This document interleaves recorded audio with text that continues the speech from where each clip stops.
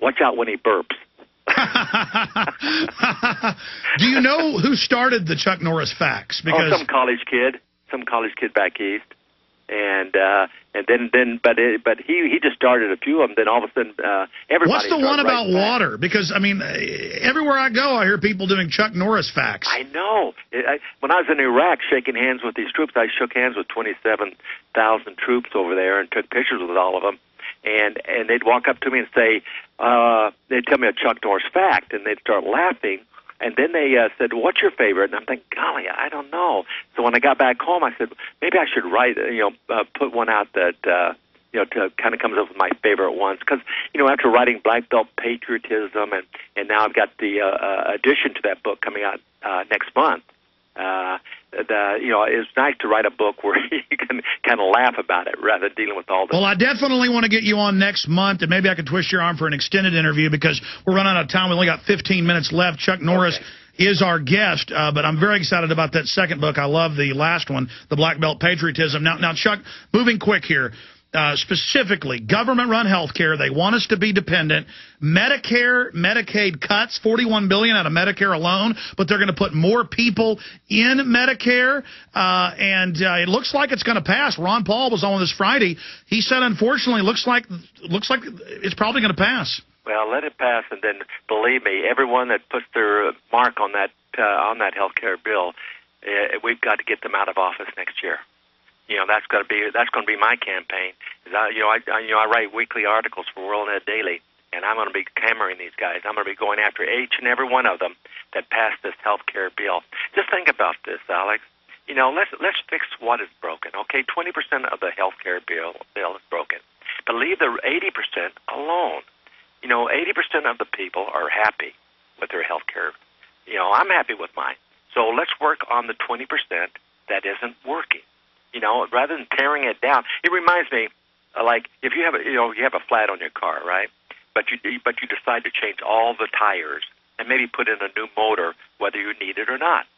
See, I believe that's what the government's thinking here. Well, worse than that, they're going to take the motor out and fire machine gun bullets into it because it has a flat. Exactly.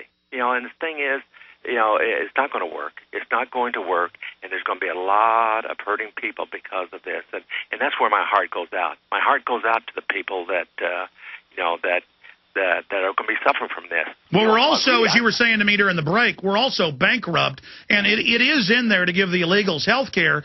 I mean, we can't take 20, 30 million people and give them free health care. I mean, we're going bankrupt. Oh, absolutely.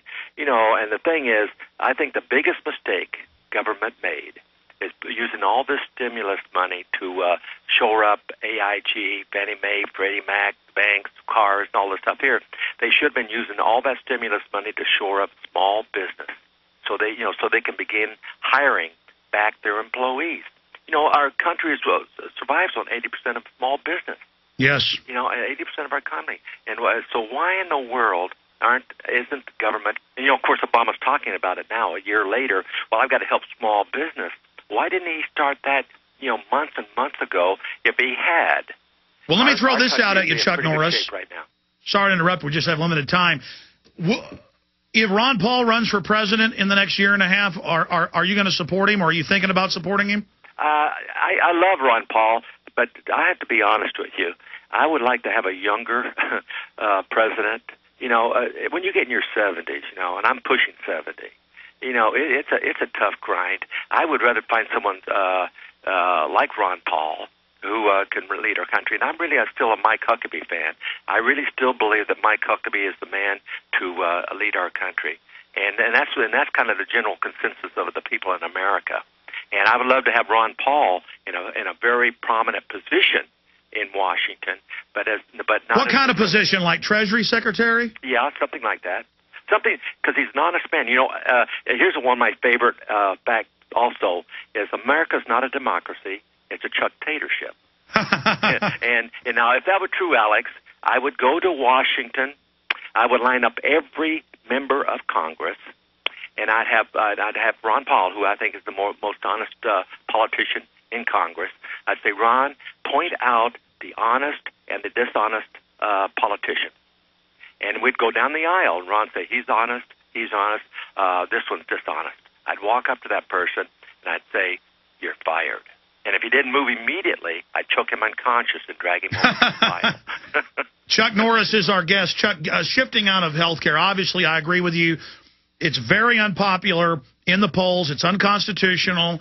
The federal government's not supposed to be involved in healthcare, and we need to have recalls of these people, and we need to repeal it if they do pass it. Oh, yeah, absolutely. That's, the thing is, it's going to be a very trying 3 more years with the Obama administration. This is just the tip of the iceberg with this health care. This is just the beginning. If they pass this, then it's going to embolden them to pass a lot of other very devastating bills, such as cap and trade and a lot of the other things that's going to really negatively affect our country. Chuck Norris, since you brought that up, I have the headline here: EPA threatens command and control economy to push climate change agenda. And that was in Associated Press. Another headline was Obama threatens command and control. He's saying if the Senate doesn't ratify Copenhagen, which openly establishes global government, according to the head of the UN, Ban Ki-moon, then he will order the bureaucracy to supersede Congress.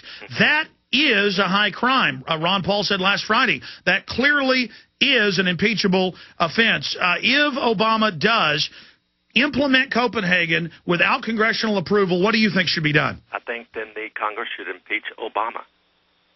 They have the right to. They can impeach him.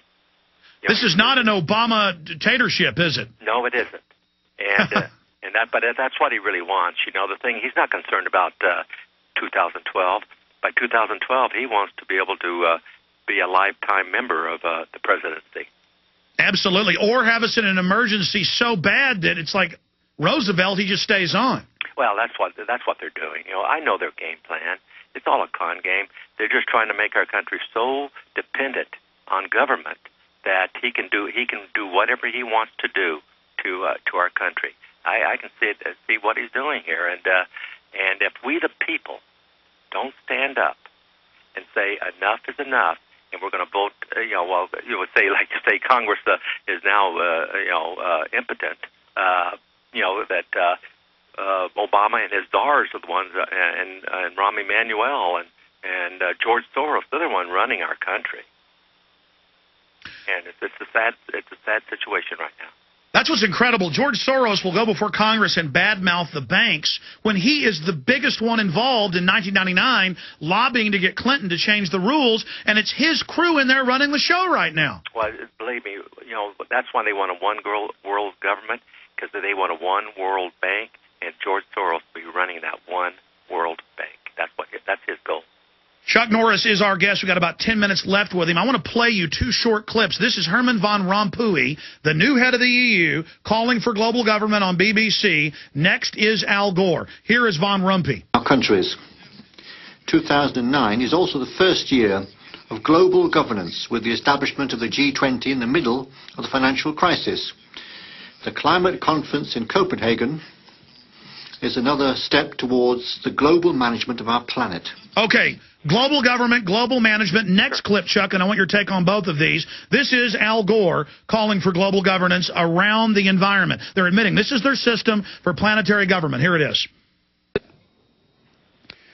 But it is the awareness itself that will drive the change. And one of the ways it will drive the change is through global governance and global agreements. Global governance. Well, the thing is, right now, Al Gore has become a multi-zillionaire because of this con game of global warming. The thing is, you ought to look outside my ranch right now. I'm freezing to death right now. It sure isn't warm right now here at the ranch.